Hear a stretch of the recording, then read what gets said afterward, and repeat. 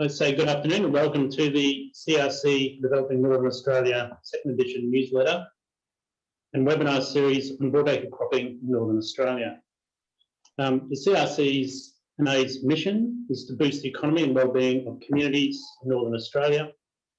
And Northern Australia is a vast area north of the Tropic of Capricorn, covering Western Australia, all of the Northern Territory and Northern Queensland. CRCNA achieves this through co-investing in industry-led research projects in agriculture, food and health service delivery and traditional land-led business in these fields. As part of this program, CRCNA has co-invested with GRDC and CRDC in 5 cropping projects, which are looking to bring broadacre cropping diversification options to either pastoral or sugarcane dominated agricultural regions. These projects are all now about halfway through their 3-year project lives, and each take a different approach to investigating the introduction of cropping system to either existing grazing operations or the agronomic potential of new crops and varieties. So each Wednesday over the next 6 weeks, CRCNA will bring you a 30-minute webinar from one of these 5 projects, with the 6th webinar where the collaborating farmers will provide their perspective. During these webinars, please use the chat function to highlight any technical issues, which I will endeavour to resolve. And please use the Q&A function to ask questions of the presenter. These sessions are being recorded and will eventually be available on the CRCNA website. So let me introduce our first project. This is de-risking broadacre cropping options for Northern Queensland.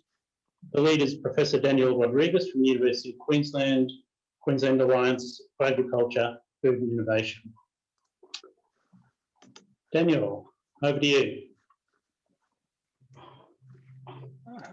Okay, let me share my screen. Can you see that? Yes, looks good. So we are good. Okay, thanks Ian for the introduction.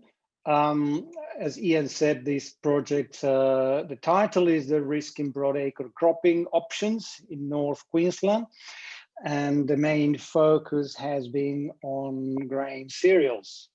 We have a large team of people from UQ QAAFI, as well as QAAFI, Northern Gulf, NRM, participating farmers from the Gilbert and the west of the Burdekin, and an important the sponsors, CRCNA, the GRDC, the University of Queensland, Northern Gulf Resource Management Group, Radical Seeds, Elders, and AgForce. And in addition to that, we have other agencies that have been really useful collaborators, even though they are not on paper. The Waterfur Fencing, Pioneer Seeds, and Agri-Mix Pastures. So just first of all, let me give you a few take-home messages. And I'm going to be talking primarily on the variety adaptation trials first season that we have been running. To take home, I would say, well, farming systems approach that integrates crops and livestock is really fundamental to primarily increase and diversify production systems, but also to improve soil condition, increase rainfall harvesting, promoting root activity, and more permanent ground covers with mixes of cereals and forage legumes and fiber crops. And we see a lot of potential for even intercrops of a grain cereal like sorghum and a forage like this manthus. So that is one of the things that we are really trialing here. Take home messages from the Western Burdekin. It was interesting to see really very large yield differences between tested and advanced sorghum hybrids. We tested about 50 50 materials, 50 entries, 2 sites. Yields change between 1 and 4 tons, and during a very, very dry season. The yield of the commercial hybrids was variable between sites, though it is important to see also that the yield of the experimental hybrids, we had a number of experimental hybrids that yielded in the top tercile, on the top 33% of the yields at both sides. So indicating that we might be onto something interesting there. Another interesting point is that there are some new experimental red, white, and high digestibility grain sorghum hybrids that perform really very similarly to commercial hybrids. That is important because we need to think about the system we are operating in. It's just primarily livestock enterprises that are trying to diversify into cropping. So there needs to be a very important synergy between activities, and cropping and livestock need to be somehow integrated. So what is our approach to de-risk agriculture in northern Queensland? So it is obviously going through a number of stages. It's not going to be all done in 2 years. At the moment we are focusing on bridging productivity gaps, basically increasing productivity through improved cultivars and agronomic management. So we are testing what are the best adapted cultivars and improved crop designs and the best nutrition that could be matched to achieve higher and more stable yields and lower risks. But that is basically the starting point of this. We need to think of having to design more functional farming systems that instead of just focusing on single crops, focus on the cropping system and primarily on the farming system that is the crops plus the livestock. So that is fundamental in the region. And that also needs to consider improved feed quality, increased biomass production, diversification into different crops, including oilseeds, fiber crops, and pulses. So that is going to give us a more robust and diversified and resilient farming system. After that, I think we can start to think about, higher value commodities, value adding new markets, and affecting resilient rural communities, diversification into non-traditional commodities, irrigation. If there is water, there is very limited water in the region. So if some of the irrigation projects come along, fine, but the system is primarily dryland. So let me show some of the results. So the research was basically designed with participation of the local farmers from Georgetown and the area of Kilcamming. And the map on the right shows all the other areas where we are also working on sorghum agronomy, just to show that we have experience across a very large number of environments. So the key identified issues is, well, the lack of adapted varieties for the semi-arid tropics, poor rainfall harvesting due to soil constraints, the need for crop livestock integration, the need to sustainable diversify markets and farm activities, and feral pests. So obviously we cannot do everything. So what we have been doing so far is looking at variety adaptation and run some farmer more managed trials, looking at crop livestock integration, variety strips using farmers' machinery, and exploring options for crop nutrition. Here I'm going to be primarily talking about grain sorghum, the results of 2 of the 4 sites where we tested 45 entries, and particularly I'm going to be talking about grain yield. So to do all this, when you're based in the Darling Downs, involves moving a lot of machinery around. So we need to move our precision planter, we need to move our plot harvester, we need to set up exclusion fencing, we need to set up laser bird deterrents, and basically it's a complex and an expensive exercise. But so far the results are encouraging, and as I said, basically I'm going to be talking about primarily about the sorghum, the testing of the sorghum varieties. The research questions are: what are the best available sorghums and maize varieties for the north? What traits are most suitable for Northern Australian environments? How that fits in the farming systems and the market demands. We're not going to be talking about maize. We have had, as you might know already, a lot of issues with fall armyworm. So we are still trying to understand how we can deal with that problem. I will focus here only on sorghum. And the main deliverables are expected to be best feed of commercial cultivars identified, best experimental lines advanced to seed production in collaboration with the participating seed company. So the site that has been extremely productive and successful has been the Western Burdekin, where we have some of the best results. That shows a picture of the overall trial, and some of the results are shown in this graph here.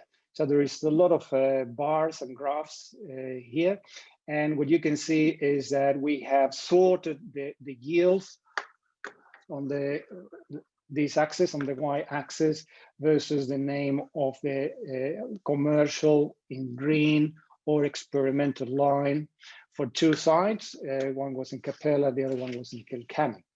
And it's sorted from the lowest to the highest yield. And you can already see that yields went from below 1 ton up to more than 4 tons. And so what we can do is to divide that into the bottom tercile, the middle tercile, and the upper tercile.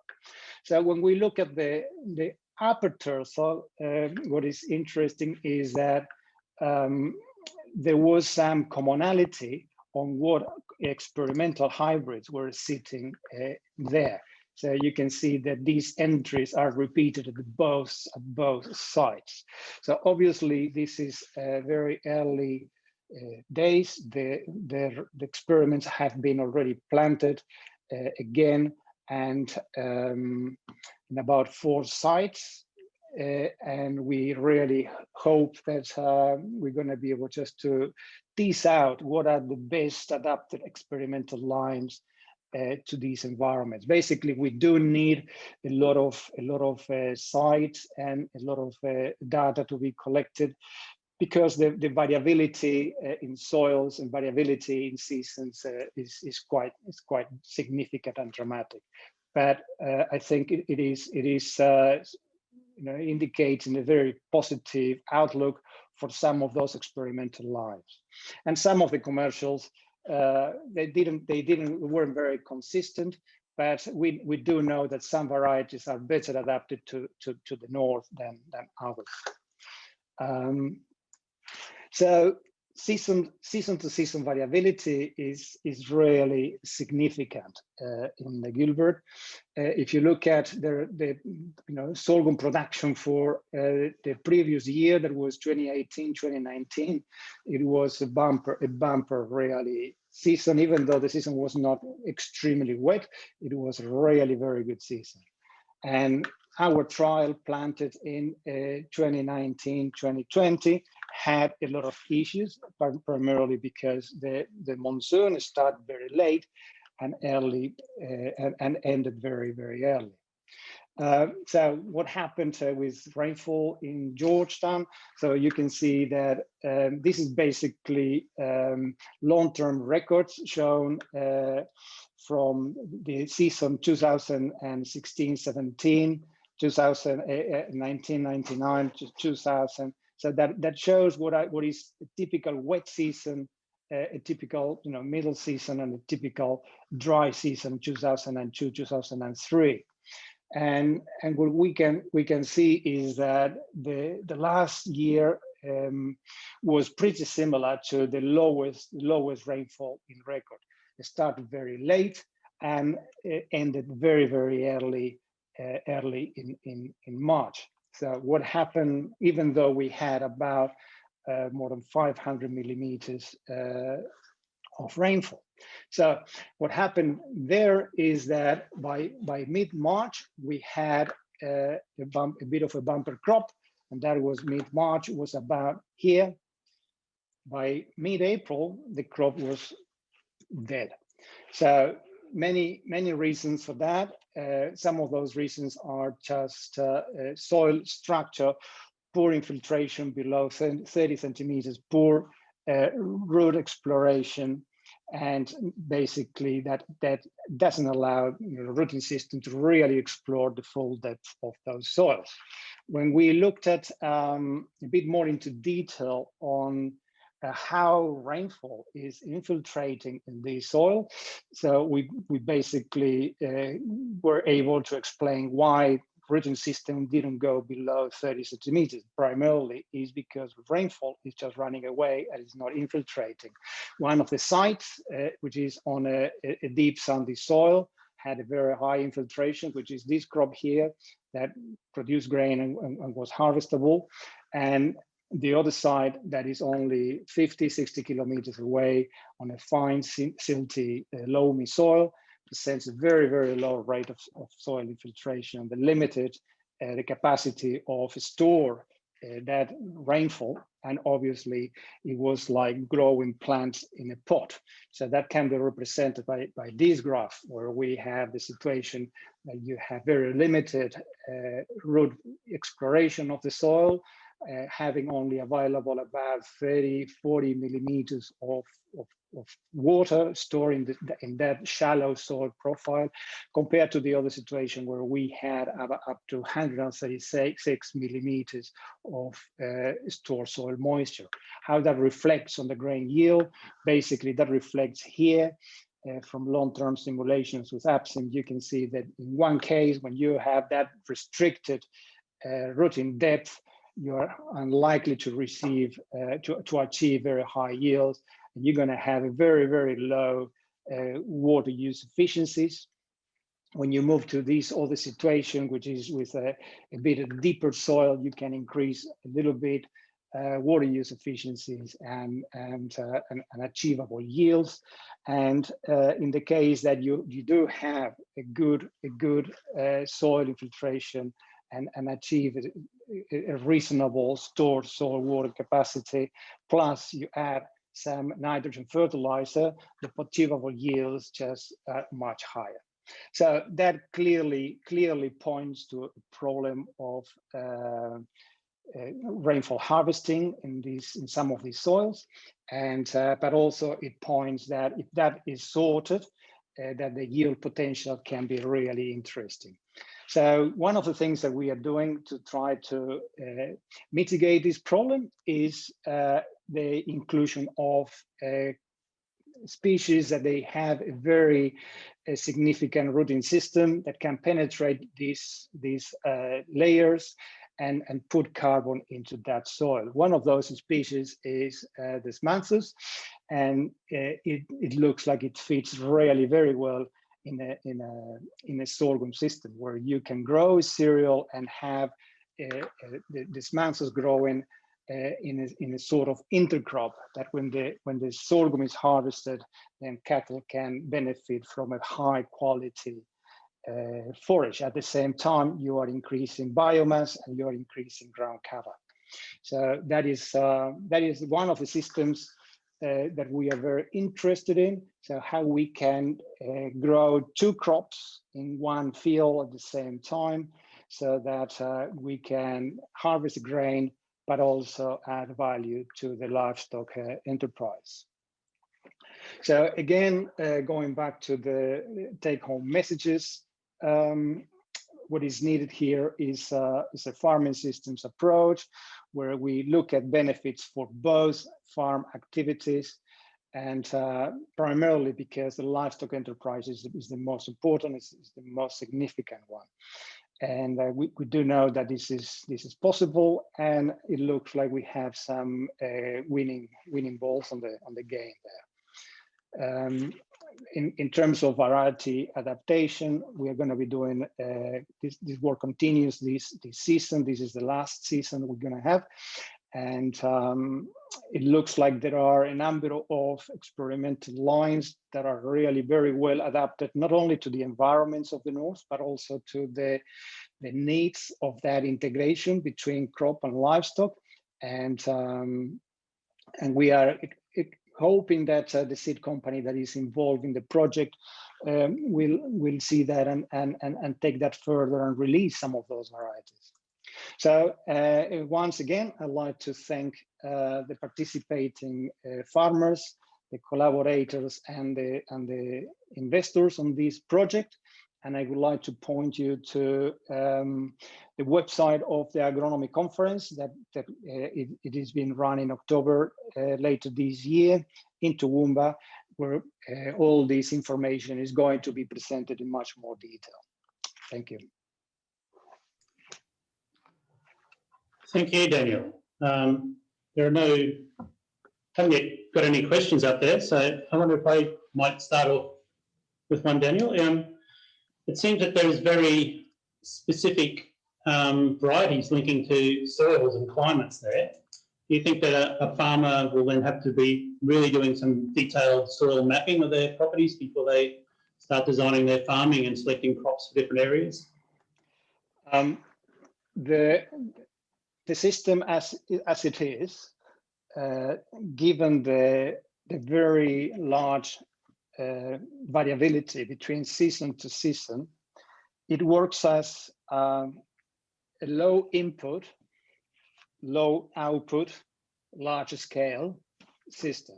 So that means that by planting large areas, you minimize the risk of that storm variability. That storms, that's one part of the farm has has more rain than the other. So, and as a way of minimizing that risk by spreading the production across a large area. And the level of investment, it tends to be low. So the yields are unlikely to be very high, but it is a matter of volume that is going to provide the benefit. And the benefit comes not only from the grain, but there is a very significant benefit from the quality of the stubble. So the quality of the stubble provides additional protein to cattle at a time where there is very little else. If we can add more protein to that stubble with that legume, I think the proposition is just much more interesting. So it is not just about yield, but it's about how we can make the system, the whole system work. And to that, we need to add all the crops in the rotation. So we are talking only about sorghum, but these farmers are also growing mung beans, and these farmers are also growing forage sorghum, and they are also trying to grow corn under the pressure of fall armyworm. But to me, the point is, at this stage, we are doing the first stage that is looking at how we can improve the options of varieties that we have and improve as much as possible the management. But there needs to be a second stage or more thinking and more investment into how do we bring it all together? How do we apply a farming systems? Because it's a farming systems involves the livestock, involves the cropping, and involves in the cropping multiple crops. How can we make the system more robust and less susceptible to that variability from season to season and from soils? And the main point is that those soils might need to be sort of domesticated, if you want to talk like that, by basically producing more biomass, promoting root activity, and that is the only way that we're going to basically introduce more carbon into these soils and making them more suitable for cropping in the longer run. It's not everywhere that is a problem. There are sites that are better than others, and there are very significant soil texture differences that that make a very big difference. So it's the solution is going to be basically horses for courses in a framework that involves livestock and cropping together.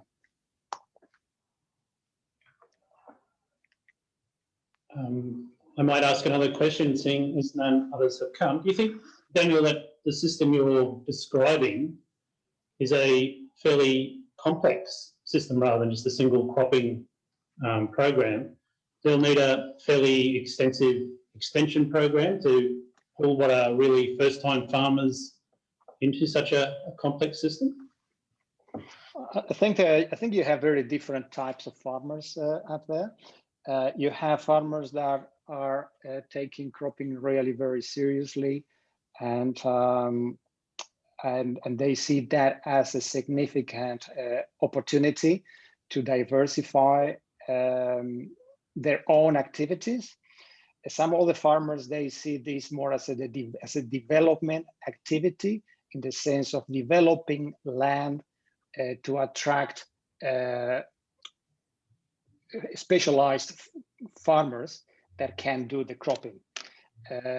It's an interesting question, and there is very different people that have very different interests. Primarily, we are talking about rangelands, people interested primarily in cattle. That is what they do, and so we have that group that they see this more as a development, land development activity.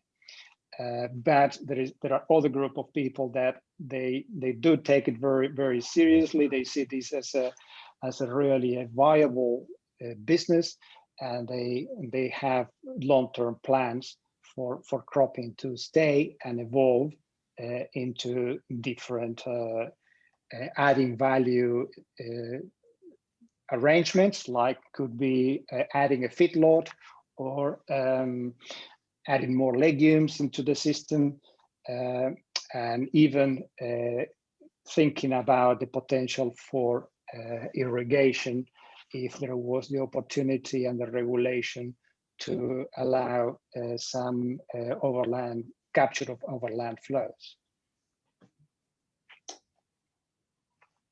Sure. Does anyone have a question? No questions have been put up on the Q&A list yet.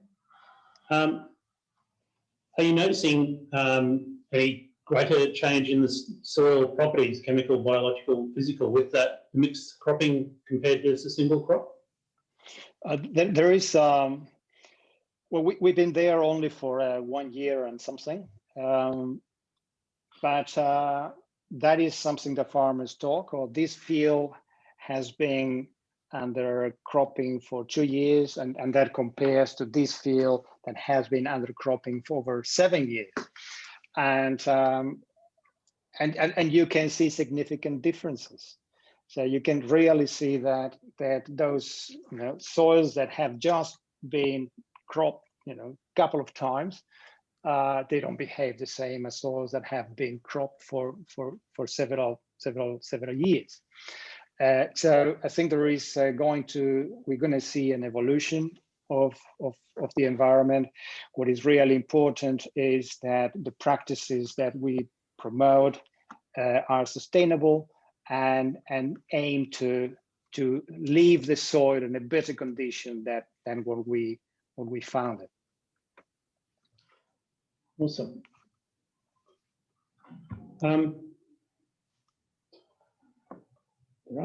Still no further questions. I might sneak in another one.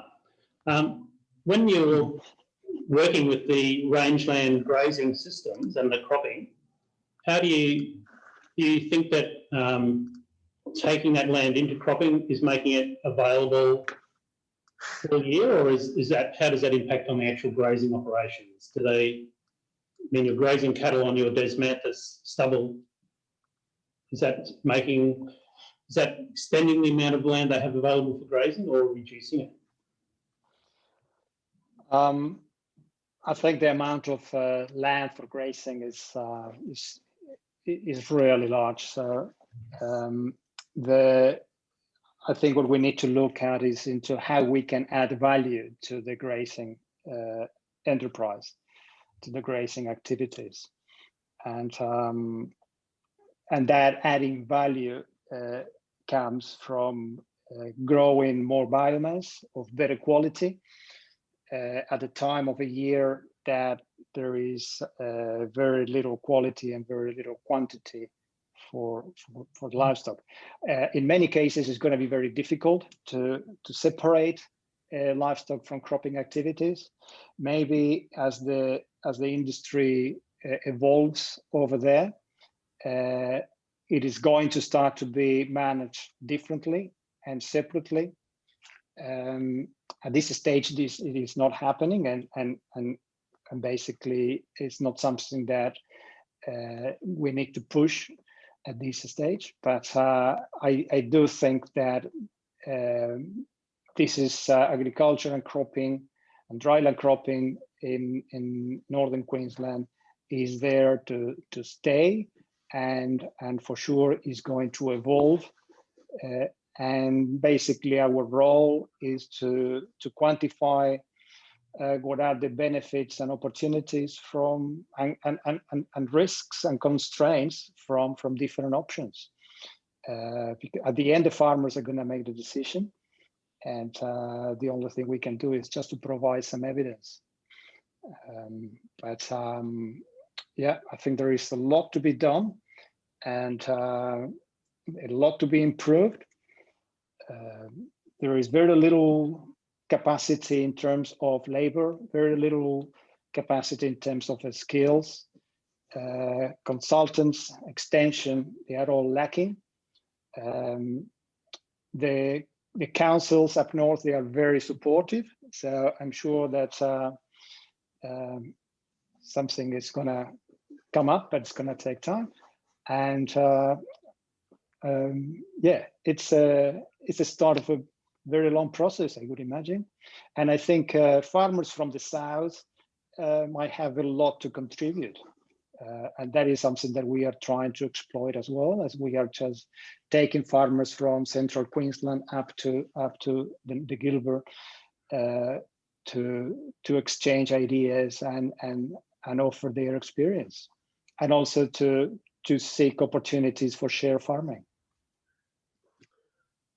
Okay, thank you, Daniel. I think that that really highlights the level of potential there is, and it's good that we're starting on this slow build in knowledge development, which will hopefully build for a really resilient cropping, life grazing enterprises in the north. That's our half hour up, so thank you all for attending. Next week, we're back in the Gilbert again with Brian Harris talking about their project developing broadacre cropping in North Queensland. I invite you to visit the CRCNA website, and you can find the newsletter and register for the next of our series of talks. Thank you very much. Thank you again, Daniel, and talk to you next Wednesday.